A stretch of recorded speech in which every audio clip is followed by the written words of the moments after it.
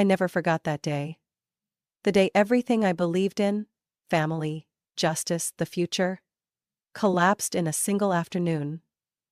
It all began with what seemed like a harmless sentence from my father. "Lucy, sit down, we need to talk."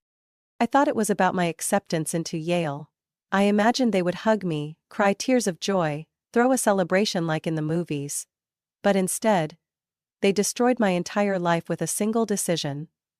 A decision so cold I no longer recognized my own parents. I sat at the large dining table, covered with a white cloth, right under the crystal chandelier my mother always bragged about. On the table was a stack of acceptance letters. Yale, Stanford, Columbia, and the latest, Harvard. I still remember my hands trembling as I opened the envelope, then bursting into tears when I saw the word congratulations at the top. "Mom? Dad? I got into Harvard." I didn't try to hide my excitement, and I never imagined that moment would become one of the bitterest memories of my life. My mother walked into the kitchen, still holding a glass of red wine. She didn't say anything. She glanced at the letter in my hand, then quietly sat down. My father followed behind, took off his glasses, and sighed like he was about to announce a company bankruptcy. "Honey, we're so proud of you. But, there's something we need to tell you." His voice was oddly calm and deep, and it set off alarms in my head. I clutched the letter tightly, my heart pounding faster with each second. "Your brother Alex is working with a new startup. They're developing an AI platform for the medical market. This is a once-in-a-lifetime opportunity." I cut him off.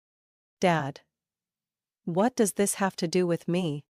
My mother put her glass down and looked me straight in the eye. "We've decided to use your college fund to invest in Alex's company." I froze. "What?" My father nodded, like he was confirming a brilliant financial decision. "We've been following the project closely. If it succeeds, it'll secure our family's future for years." I stared at them, unable to comprehend. "But that fund was for me. You started it when I was 3. It's everything Grandpa, my uncles, and even I contributed to. How could you just give it to Alex?" My mother shook her head. "Don't be selfish, Lucy. Harvard isn't going anywhere. You can take out loans like everyone else. Alex needs capital to retain ownership of the tech." My fists clenched until they turned white. "So, you took all of my college money? How much?" Silence. I repeated, my voice simmering. "How much?" My father exhaled. "All of it, $218,000. It felt like a slap across the face. In my head, years of scattered numbers echoed. $500 from Grandpa for my 10th birthday. $1,200 from 3 summers working at the library. $3,000 from a statewide academic scholarship. All gone. I shot up, the chair crashing behind me. "Did either of you ask me? Did you even think about how I would feel?" My father snapped.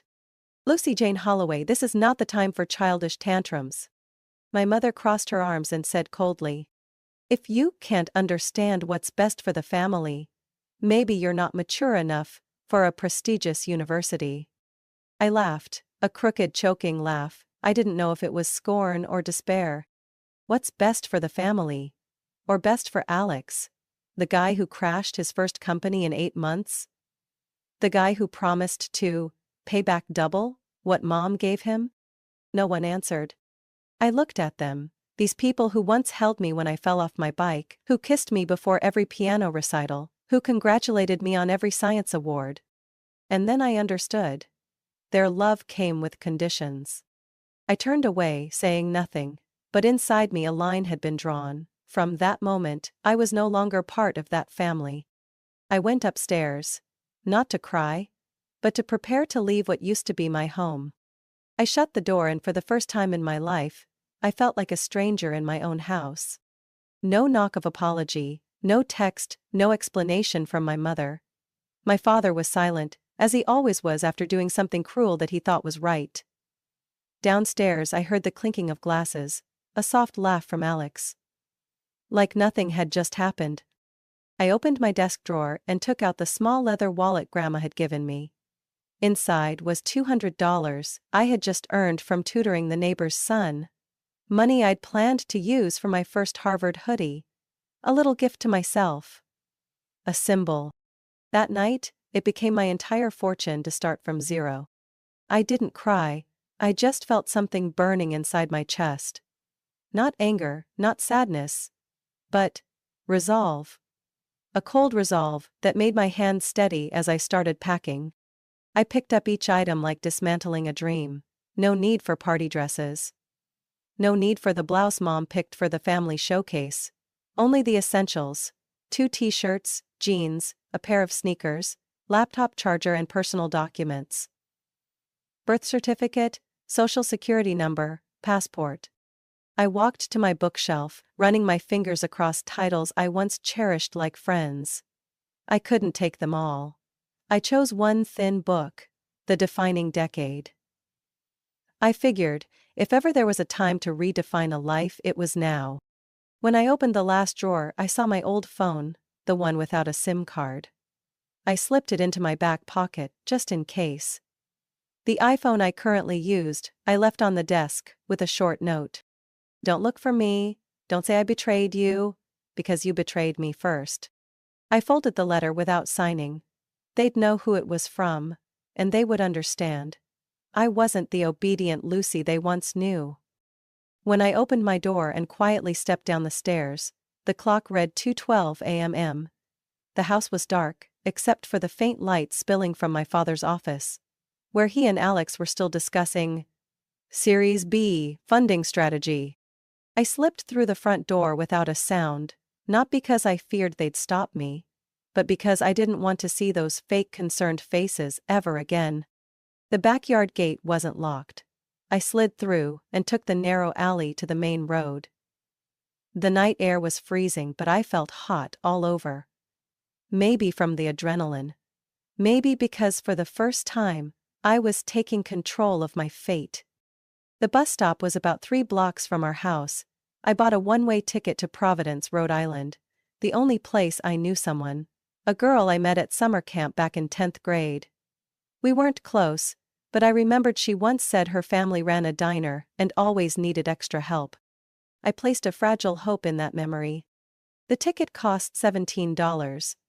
I slid the bills into the machine, clutching every remaining penny like a final breath underwater. I arrived in Providence around 5 o'clock in the morning, when the city was still half asleep. I sat in a cafe that had just opened, the only source of light on a long foggy street. I ordered a black coffee and a small donut, totaling $4.85.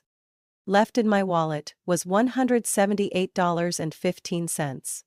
And a question far bigger than that modest amount. How do I start over?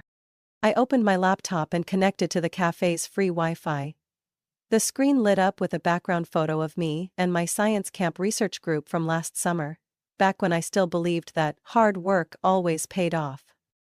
I opened my email and typed into the search bar, Amanda Green, Camp Discovery 2019.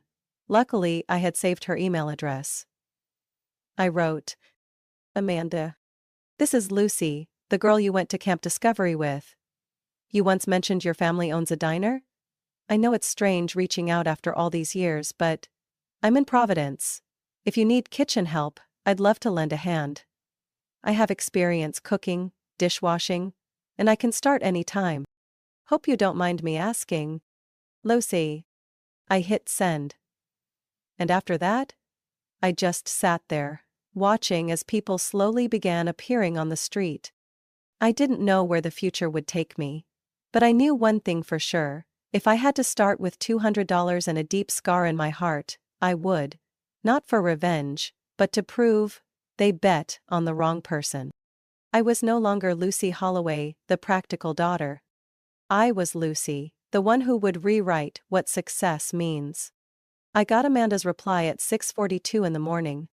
Go to Danny's Diner, corner of Clark and Jefferson, ask for my aunt, the owner, her name is Helen. Tell her you're a friend of Amanda's. Good luck.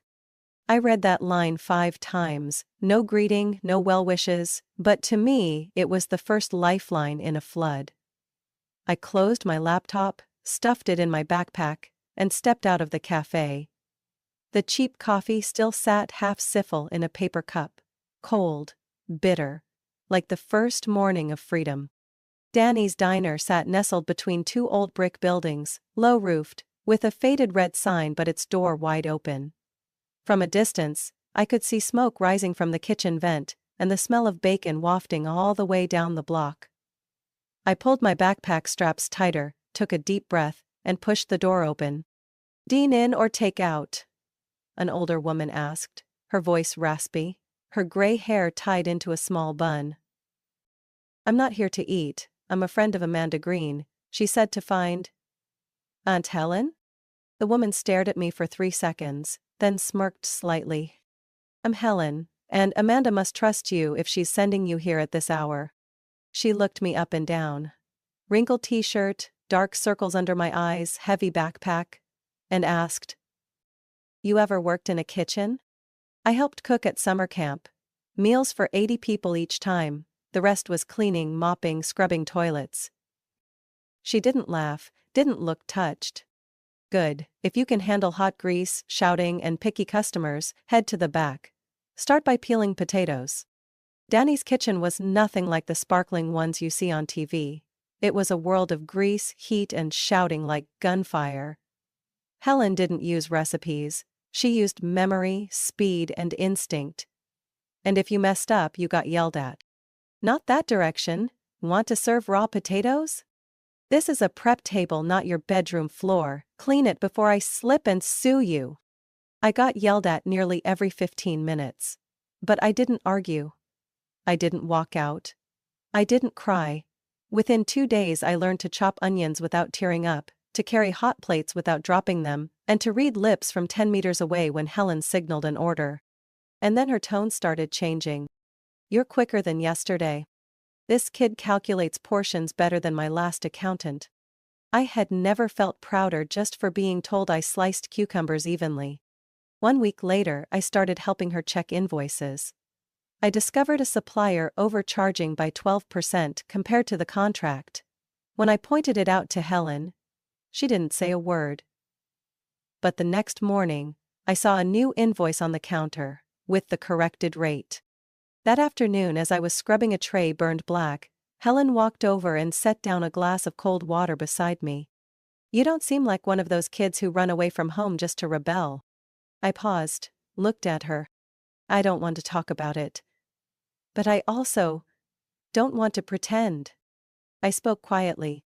"My family took all my college money and invested it in my brother. No asking, no warning, just made a decision, like I didn't exist." She nodded. Didn't press. "All right then, we'll call you Lucy, the official kitchen assistant. $300 a week plus room and board. If you do well, I'll raise it." I could barely believe my ears. I nodded over and over, throat tight. "Thank you, I won't let you down." She patted my shoulder, then turned to walk away. But before she left the kitchen, she added, "Oh, and don't call me ma'am, I hate feeling old. Just call me Helen." I lived in a tiny room behind the diner, once a storage closet. A folding bed, a window the size of a hand, and a dim yellow bulb. But I'd never known a place so peaceful. Every night after my shift, I opened my laptop, not to vent on social media, but to start building a plan. Something bigger than this kitchen. Bigger than the hurt in my heart. I typed the first line of a new document. Lucy Holloway, Premium Tutoring Services, College Prep, Academic Strategy, for high school students and elite parents. I typed like my life depended on it. Because it did. My first tutoring session happened during a lunch break, at Danny's diner, when Helen asked me to help her niece Ruby, an 11th grader, prepare for the SAT math section. The kid sat across from me, staring at a calculus problem like it was an ancient treasure map in Egyptian. I picked up a pen, broke it down into pictures and real-world examples, and after an hour, Ruby looked up, her eyes glowing. "I get it now. For the first time in my life." That evening, Helen pressed $40 into my hand and said, "She's retaking the test next month. Keep teaching her, I'll pay you properly." I didn't refuse, not because of the money, but because, for the first time since I left home, I felt like I still had something valuable: my mind. Word spread quickly among the mothers in Providence. A young woman who once got into Harvard, who somehow knew how to wake up kids' brains, was now tutoring at a diner on the corner of Clark Street. The next week, I had 2 more students, then 5, then 10. Some just needed to graduate, others aimed for Brown, MIT, or Columbia. No one asked me why I was working in a diner. No one knew I used to be a Holloway. They only knew me as Lucy, the odd tutor with magic. And that was enough. I rented a tiny room near Easton High School, where most of my students studied. During the day, I taught at the diner or the library. At night, I built a website. Every skill I'd learned in AP Computer Science came into play. I named the project Lumen Pathways, the path of light, partly because it sounded professional, partly because I knew my own light had once been extinguished by those closest to me, and now I wanted to help others find theirs. I designed the logo, wrote ad copy, created online registration forms. Every morning before my kitchen shift, I printed flyers and handed them out at bus stops, sandwich shops, laundromats, anywhere students or parents might pass. And then it happened. A woman named Mrs. Chang, the mother of one of my students, stopped by Danny's diner. She sat at the counter, watched me wiping it down, and asked, "You were accepted into Harvard, right?" I paused for a moment, then nodded. "So why aren't you studying there?" I smiled, folded my towel, and quietly replied, "Because someone decided my future wasn't as important as someone else's dream." She looked at me for a long while, then reached into her purse and handed me a business card. "I have a group of friends, all company executives. They're always looking for guidance for their kids to get into top schools. They need someone like you. If you're ready to expand, I'll refer you." I gripped the card tightly. My heart was pounding. 3 months later, I officially left the diner. Helen didn't try to stop me. She simply said, "You're the only one who's kept this kitchen running on time for a month straight, but I know you weren't born to be a cook. Go. But don't forget where you started." I hugged her tightly. If anyone deserved to be called family, it was Helen. I moved into a small office on the 2nd floor of an old building near downtown Boston, somewhere I could meet students and eventually hire help. The desks were second-hand, the printer was old, but when I hung the sign, Lumen Pathways Tutoring and College Prep, my chest swelled like I'd just laid the foundation for an empire. I posted a job listing in Ivy League alumni groups, scholarship forums, and student job boards. Only one requirement: you had to have been accepted into a top 20 university, be able to communicate clearly, and be kind. In the first week, I received 34 applications. I selected 5, trained them using the method I had developed: teach to the test, support students emotionally, and combine expert-level writing and interview coaching. I created a resource pack called the Lumen Kit: custom exercises per school, a tracking system, and a strategy guide for the entire application process. And most importantly, I taught them how to inspire dreams, not just deliver knowledge. Because I knew what it felt like when your dream is crushed by favoritism, by family, by reality forced upon you. Within 6 months, Lumen Pathways had over 80 students in Boston and expanded with offices in New Haven and Albany. I didn't run any ads. Everything came from word of mouth. From one mom to 10, from one kid getting into Yale to 3 more wanting to follow. Money started flowing in. But I didn't splurge. I hired a legal consultant to formalize the company, bought insurance, built a student data management system, and invested further in curriculum development. And I still didn't use the name Holloway. I signed every contract as Lucy Hart. No one knew who my parents were, no one mentioned Alex, the so-called startup genius, now failing for the 3rd time. I made myself into someone entirely new. No baggage, no shadows, only the road ahead. I never imagined a simple tutoring session would open the door that led me into the tech world, the one my brother had spectacularly failed in. That day I was invited to a new client's house. Emma Becker, a 12th grade student at Wellingham Prep. Her family was billionaire level in energy tech, and her mother, Susan, had heard about the tutor with the highest Ivy League acceptance rate on the East Coast. Emma was bright but lacked direction. While I was explaining Yale's essay structure, I happened to glance at her father's desk, where a thick printout lay with a bold title, HydroCore Energy, Next Gen Energy Storage Proposal. I skimmed a few diagrams and specs. Within seconds, I saw the flaw. Not because I was a genius, but because I'd grown up around Alex's useless blueprints, plans full of fantasy and money-burning ideas. I had seen these same mistakes before, hidden beneath buzzwords and blind optimism. "Does your dad talk about work at home?" I asked Emma during our break. "All the time," she said, flipping her worksheet. "He's stressed. The energy storage project might be a huge loss." "Is he the CEO of HydroCore?" I asked, trying to sound casual. "Yeah, why?" I didn't respond. But that night, back at my office, I didn't open Emma's essay. I started researching HydroCore, their energy storage development, and, most importantly, the failure that was looming. 3 weeks later, I sent Susan Becker an email requesting a short meeting, not as a tutor, but as someone with a different perspective on her husband's project.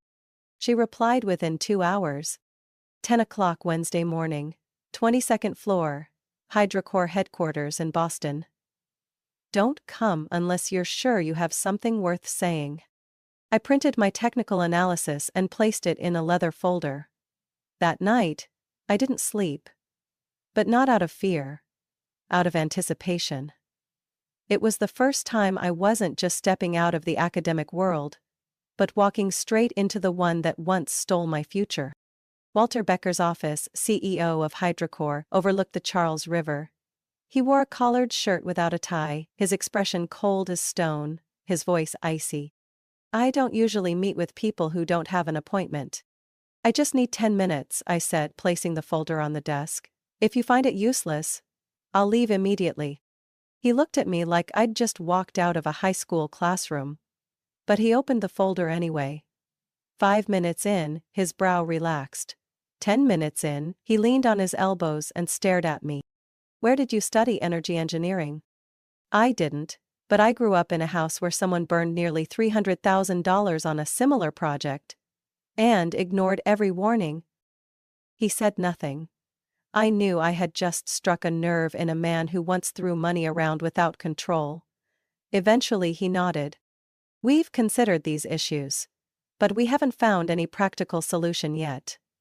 "You're proposing a hybrid model with tiered storage design?" "Yes, reallocating the storage chain and applying deep learning AI technology to manage backup energy. The initial cost is higher, but performance triples. And the risk is cut by more than half." Walter glanced at Susan. She said nothing, but her expression shifted from skeptical to intrigued. "What do you want?" he asked. I didn't respond right away. I opened my laptop and pulled up the second slide. HydroCore Development Proposal, Lumentech Division. I don't need a title.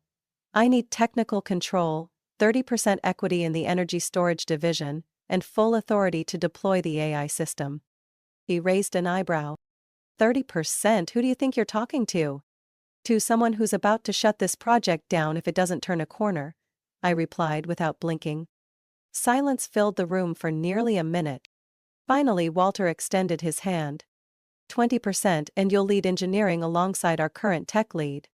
I didn't shake his hand. Instead, I pulled up the final slide and pointed to the revenue forecast. 25%. And I'll bring not just the solution, but also the go-to-market strategy and brand repositioning. If you agree, I start tomorrow." Susan smiled. Walter nodded. We shook hands. 2 months later, HydroCore Revive was announced. The completely revamped version of next-generation energy storage technology. The media called it the biggest comeback in cleantech for 2024. My name wasn't on the headlines, but in the legal documents, I was listed as co-founder of the tech division. And I knew That was real power. As for Alex, a few weeks later, I heard he had just burned another $50,000 on an innovative blockchain education platform. My parents were still funding him, of course. Still blind. Still believing that his dream was more valuable than my reality. They had no idea that the technology Alex once claimed was his life's mission now bore a logo I personally designed. I understood something very clearly after signing the deal with HydroCore. True success isn't about standing on stage, accepting awards. It's about sitting in the shadows, running every stage, without anyone knowing your name. A few weeks later, I founded a new legal entity, Hartwell Holdings. A parent company with no website, no public office, and just a registered address in an office building in Delaware. Through Hartwell, I created 3 subsidiaries: Thorn Tech, Red Point Ventures, and New Brook Strategies. Each name was vague, clean, and on paper, completely disconnected from me. My real name appeared in no public records. Lucy Hart was just a shell. Behind it, the person running the empire quietly taking shape, was still the girl who left home with $200 and a shattered sense of trust.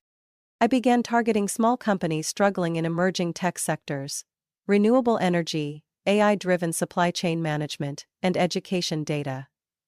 Companies most investors still doubted. But I didn't. Because I could read between the lines of every report. The desperation, the stagnation, and the untapped potential. I acquired 15% of an AI firm called Nodeflare in exchange for restructuring their product and rebranding their customer strategy. 6 months later, Nodeflare was approached by Google. I sold 8% of my shares, tripling my initial investment. Through Redpoint Ventures, I began collecting near-bankrupt edtech companies, brands investors mocked as obsolete toys. But I saw opportunity for resurrection. I gathered scattered developer teams, redesigned the virtual learning platforms, applied the tutoring model I'd tested at Lumen Pathways, and relaunched under a new name, EduSpire. Within 9 months, EduSpire had over 400,000 trial users. And I, the architect behind it all, had still never appeared in public. I lived in New York, in a nameless high-rise apartment in Hudson Yards. Each morning I powered up 3 monitors and managed everything like a silent general. I made calls under aliases, signed deals through private legal firms, and sent reports via encrypted email. I stayed off social media, gave no interviews, shared no inspirational journey. I didn't need the world to thank me, I just needed them not to know who I was, so no one could drag me back into the shadow of the family I had cut off. Helen was the only one who still knew what I was doing. She called me every Sunday, asking if I was eating enough, sleeping enough, and still writing in a physical planner every morning like she taught me. "You're running a whole spider web now," I once told her, half joking. "Yeah. But don't become a spider that only knows how to trap," she said. "Have a purpose, Lucy. Otherwise you're just a fancier version of the people who once hurt you."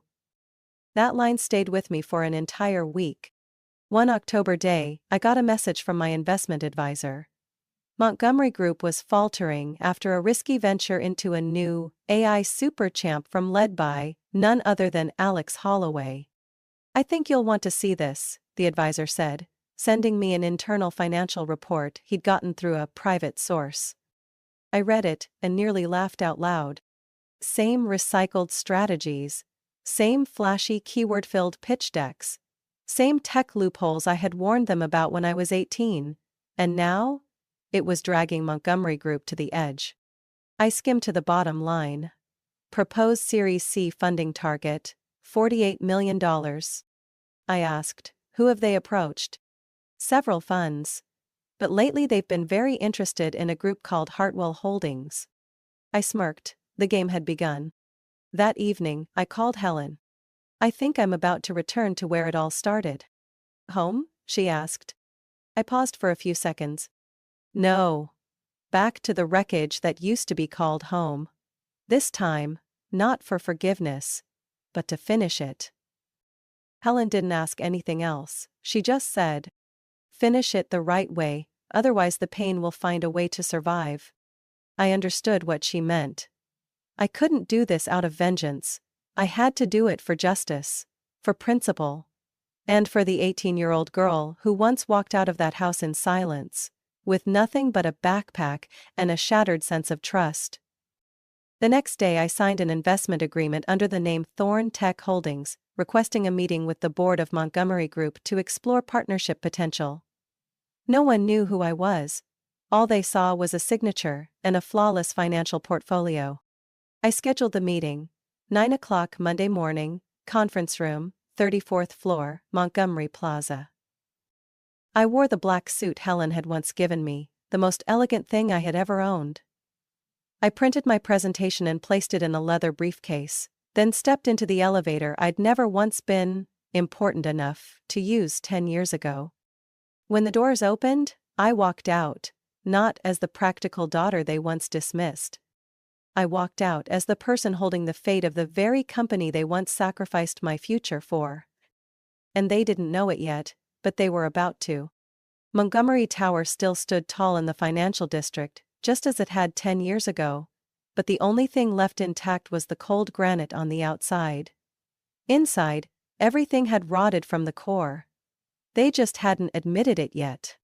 I passed through the revolving doors, black suit tailored tight, heels echoing with every step. The receptionist didn't recognize me, simply bowed and directed me to the 34th floor, where the meeting to decide the company's fate would take place. The conference room doors opened. Inside, my father, Richard Holloway, sat at the head of the table, just as he had for years. To his right, my mother Lorraine, in a moss green velvet dress, sat upright, as if she still held some shred of power. And at the end of the table, like a stain that refused to disappear, was Alex. He was hunched over his phone texting while his life burned down around him. Just a few sentences away. "Good morning, I'm Lucy Hart," I said, my voice clear through the table mic. "On behalf of Thorn Tech Holdings, I'm here to review Montgomery Group's restructuring proposal." My father stood to shake my hand, his palm damp and slightly trembling. "Thank you for coming. We're hopeful that a strategic partner can help guide the company through this challenging time." I sat down, opened my laptop and projected the first slide. A graph showing 3 consecutive quarters of stock decline. "This challenging time you speak of," I said, staring directly at him, "is in fact a collapse that was long foretold." No one said a word. I clicked to the next slide.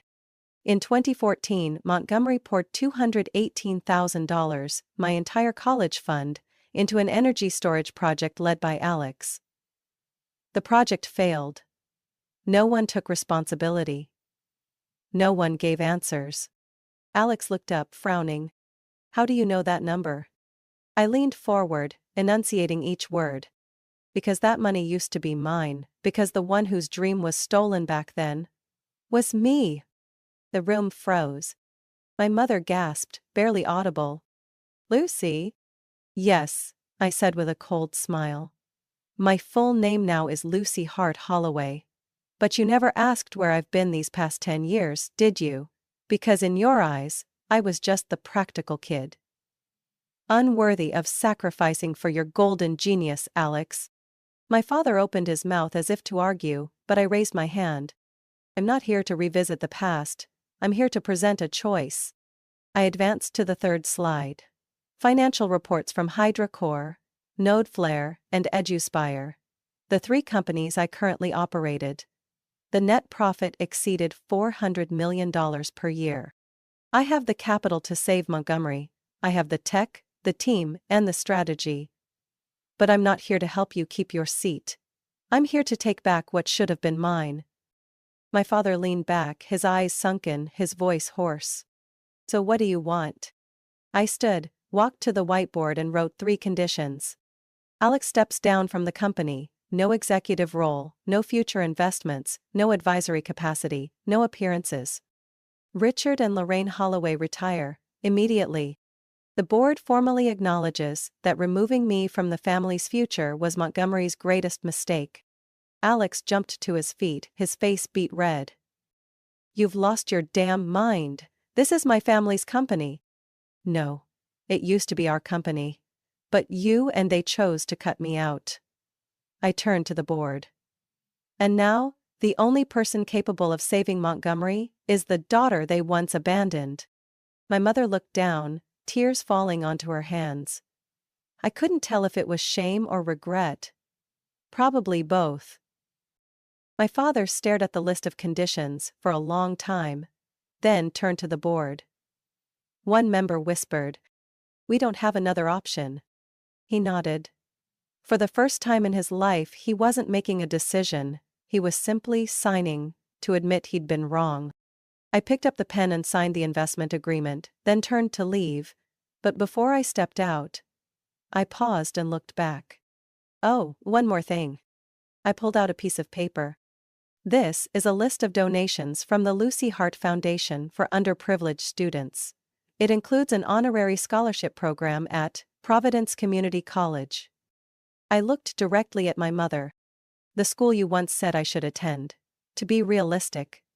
It's now the place I fund with nearly $2 million a year, because I believe every kid whose dreams were crushed like mine once were, deserves a different beginning. I closed the conference room door behind me, leaving a silence so heavy, it pressed against the glass. And for the first time in 10 years, I felt a complete release. Not because I won, but because justice had finally been named. The formal signing took place on a gloomy Monday morning, as the New York sky hung thick above Montgomery Tower. I walked into the room, this time not as a petitioner, but as the one in control. On the table lay the finalized restructuring agreement, bearing 3 confirmed signatures: Richard Holloway, Lorraine Holloway, and Alexander Holloway. No one spoke as I sat down. The room was so quiet you could hear the turning of paper, the scratch of pens, and even someone quietly holding back a sigh. I didn't need any more apologies. Everything I wanted was now written in black and white. Alex was removed from the executive board and permanently banned from using the Montgomery name for fundraising. My father retired unconditionally, and my mother relinquished her seat on the founding committee. In return, I invested $70 million into Montgomery Group, under the banner of technological and market restructuring. I named the new company Montgomery Hart Technologies. Not because I wanted to keep the name of a family that once turned its back on me, but because I wanted it to stand as proof that even things that once discarded you can become the platform you rise from, on your own terms. In the first week after taking over, I cut 20% of mid-level management, most of whom were Alex's close allies. I brought in the engineering teams from HydroCore and EduSpire as the new core. I held the first public company-wide meeting in the ground floor auditorium, a space that had been collecting dust for 3 years. I stepped onto the stage. No spotlight, no background music. Just a mic in my hand. And my voice. I used to be part of the founding family here. But I was also the first person sacrificed by that very family. 10 years ago, I was forced to leave because I lacked vision. Today I return, not for revenge, but to rebuild. No one applauded, but I saw dozens of eyes locked onto me, and I knew I didn't need fanfare. I just needed them to understand. I wasn't here to reopen old wounds, but to prove that the future can be rewritten. Not with a family name, but with real value. 3 months later, Montgomery Hart Technologies secured 3 strategic partnerships with venture capital firms from Singapore, Toronto, and Frankfurt. The company's assets recovered and surpassed $500 million. The media began referring to Lucy Hart as a phenomenon, a mysterious woman behind the revival of a corporation once on the brink of collapse. I declined every interview request. Not because I feared facing the public, but because I understood. My time wasn't meant to be wasted on flashy headlines. It belonged to the students supported by the Lucy Hart Foundation, at more than 20 community colleges across the United States. And to those who, like me, were once underestimated. Those who know their worth isn't in their last name, but in how they rise from where others threw them down. One late afternoon, I received a message from an unknown number. "Can we meet? Just once." No business. Just family. It was my mother, she added. Your father's been weaker lately, and Alex, it seems he might finally understand something. I didn't reply right away. I set my phone down and looked at the sky where the sun was slowly setting between skyscrapers. I remembered the night I first slept in a cheap rental in Providence, clutching my only backpack. Heart hollow, but eyes wide open. Now, I was somewhere I hadn't even dared to dream of. I texted back. We can meet. But don't expect me to come back. I don't go backward.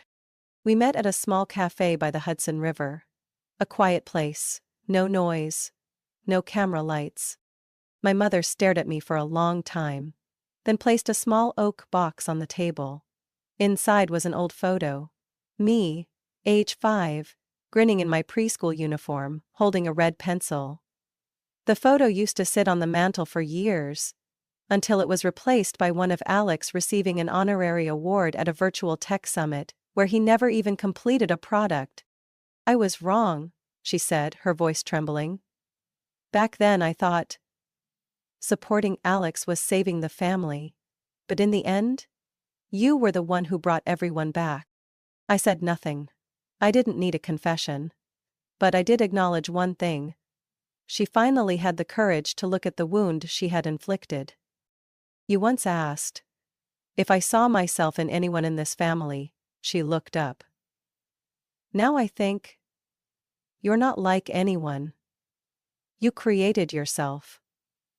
And maybe that's what we never understood. I nodded and stood, saying nothing more. Before walking away, I said just one thing. I'm not coming back. But I forgive you. Not for you. For myself. The day Montgomery Hart Technologies reached a $1 billion market valuation, I held the celebration where no one expected.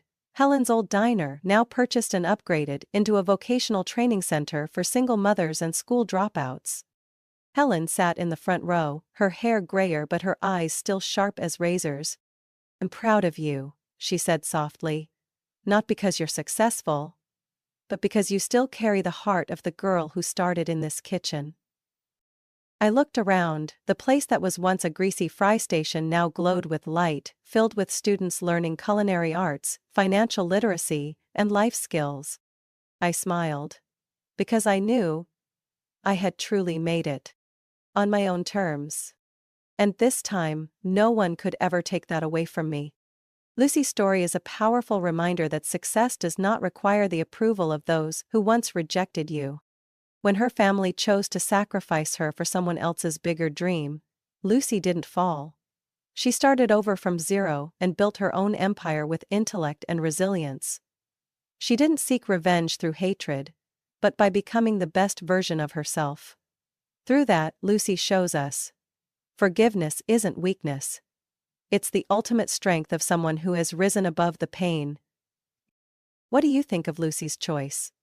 Would you do the same if you were in her shoes? Share your thoughts below, and don't forget to follow the channel for more heartfelt stories about family and life.